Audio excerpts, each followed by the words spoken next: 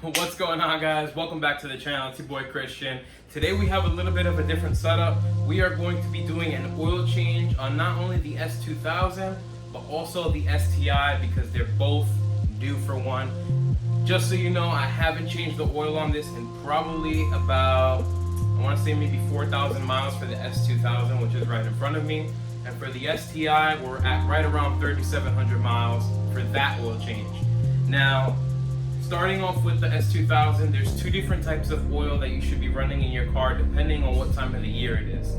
According to what I've read online on the S2KI forums, they recommend using a 10W30 full synthetic oil during the hotter months because it has a higher resistance to break down during higher temperatures.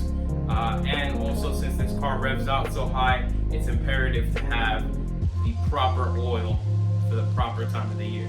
So we ended up choosing a Castrol 10W30 to go ahead and put in the S2000, as well as putting a K&N oil filter. I find that these work the best. I've ran them on all my cars so far, never had an issue with them.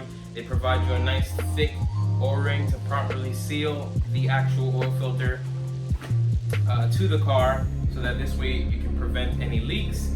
Yes, it is a little bit more expensive than, for example, a MAN or any of the other generic brand filters, but in my opinion, I see this as an investment towards the longevity of my car, so I'm willing to spend the extra money. Now, just a quick FYI, the first number with the W on it on any oil stands for its lubricity during cold start and colder temperatures. The higher the W number, the more or the less it will flow at colder temperatures. The lower the first number, the easier it will flow at colder temperatures. That's why on the S2000 for the colder months, they recommend a 5W30 or a 0W40 for the winter months, because the cold start lubrication is right on point. And then of course they do a 10W30 for the hotter temperature, because since it's hot outside, oil gets up to temp a lot quicker and flows a lot quicker as well. But I digress. Anyway, I don't want to talk too much. Let's just get straight into it. First step for the S2000 is I'm going to turn it on for like maybe 2 minutes, let the oil flow, so that this way it's a little bit easier for it to drain. And then we'll go ahead and get the car jacked up. And yeah, let's just go ahead and get started.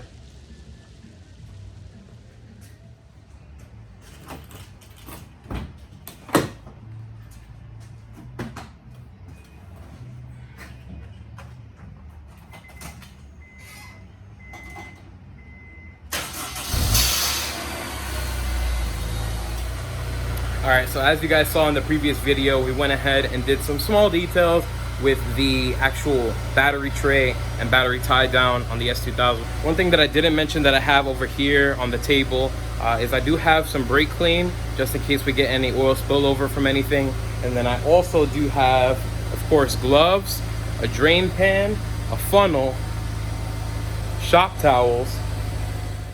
Alright, so we went ahead and let the car run for about 2 minutes or so. The S2000 oil level check is right here. You got the cap back there to go ahead and fill it up. Let's go ahead and get the car jacked up. We're underneath the S2000 and you can see this thing is super clean. I mean, the real only rusty part on it is the freaking exhaust, and that's about it. But anyway, we're gonna go ahead and take off the oil drain plug, which is right over there. The oil drain plug is a 17 millimeter. All right, peeps. So we went ahead and let the oil drain as much as we could. As you can see, it's only trickling now. So we're gonna go ahead and clean the bolt up. Some brake clean. Now take our towel, wipe the surface. Make sure we got a nice and clean mating surface for no potential leaks. And now whenever I put in a bolt, right, I always reverse the threads first to get them to line up, and then I start screwing it in to ensure that I don't cross thread the actual bolt. It's a small thing, but something like this, it's pretty imperative. Clean that up. Grab the socket. We tighten it up. Boom. Done. Now what we'll do, which is why I got the rest of this brake clean, is we'll clean up the rest of the oil pan. So that this way, for in the future, we can spot any potential leaks. God forbid, obviously.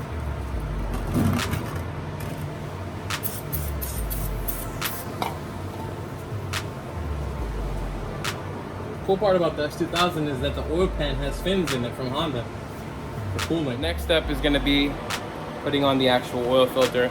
And I decided that we'll leave the Subaru for another video because I don't want to make this one too long.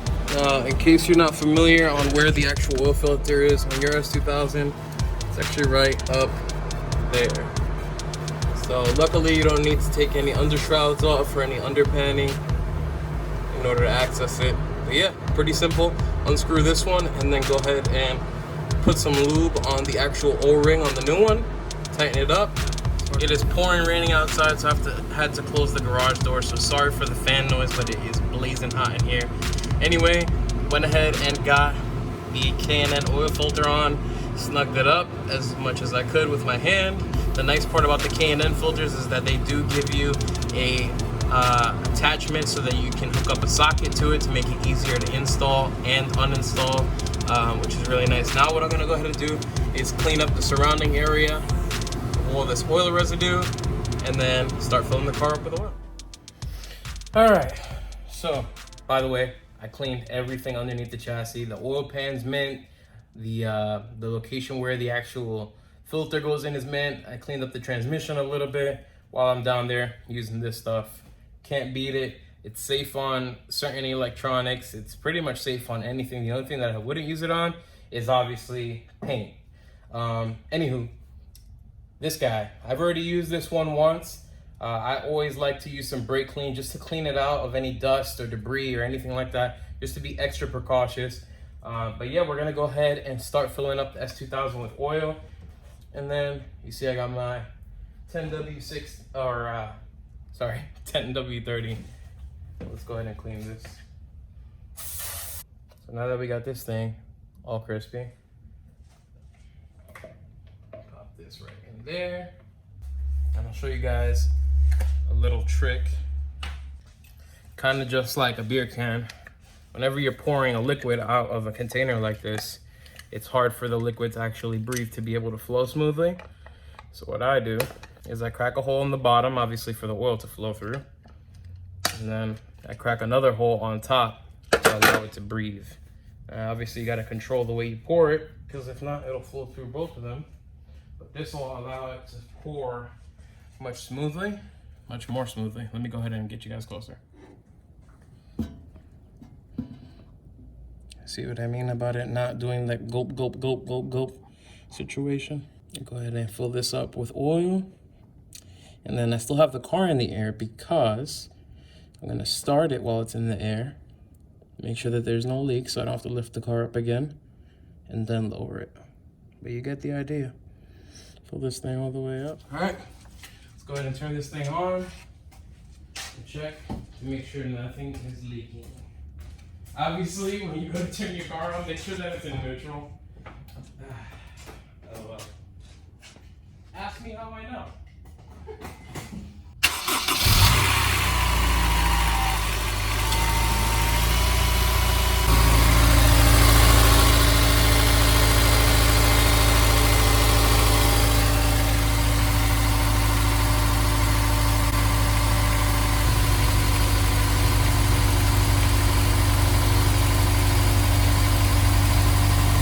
Also, don't turn the car on with a closed garage. I'm not trying to have you die on me. Alright, you guys see that? No leaks, baby. Woo! Crispy. Clean this up a little bit. Don't mind my hands being all dirty. We are looking good, ladies and gentlemen. We are looking good. Alright, everyone. So that is how you change the oil on your S2000.